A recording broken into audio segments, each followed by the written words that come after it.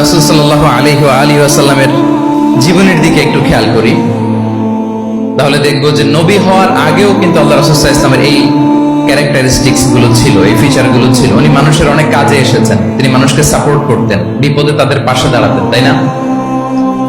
তিনি তো অফিসিয়ালি 40 বছর বয়সে নবী হলেন, যদিও আল্লাহর এলেমে তিনি অনেক আগে থেকেই নবী।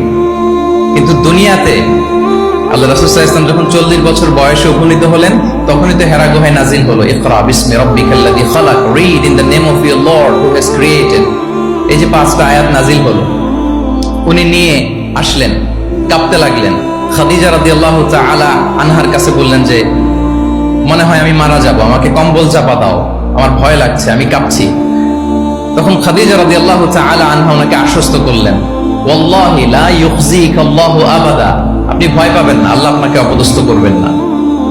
ইন্নাকা লা তাসিলুর রাহিমা ওয়া তাসদুকুল হাদিসা, নিশ্চয় আপনি আত্মীয়তার সম্পর্ককে বজায় রাখেন, আপনি সব সময় সত্য কথা বলেন। ওয়া তাহমিলুল কাল্লা, আপনি মানুষের বোঝা বয়ে দেন। ওয়া তাকসিবুল মা'দুমা, যার উপার্জন করার কোনো সক্ষমতা নেই তার জন্য আপনি উপার্জন করেন, তাকে আপনি ফিনান্সিয়াল সাপোর্ট করেন। ওয়া তাকরিউদ দাইফা, আপনি মেহমানকে খাওয়ান। ওয়া তুঈনু আলা নাওয়াইবিল হক, সত্য যেখানে বিপন্ন সেখানে আপনি সত্যের বীর সেনানী হয়ে দাঁড়িয়ে যান। তো এই ফিচার যাদের মধ্যে থাকে, এমন ব্যক্তিত্বকে আল্লাহ তাআলা কখনোই অপমান করতে পারেন না। আপনি চিন্তিত হবেন না, ডোন্ট ওয়ারি অ্যাবাউট ইট, কোনো ভয় নাই, কোনো চিন্তা নাই, আপনি আশ্বস্ত হন।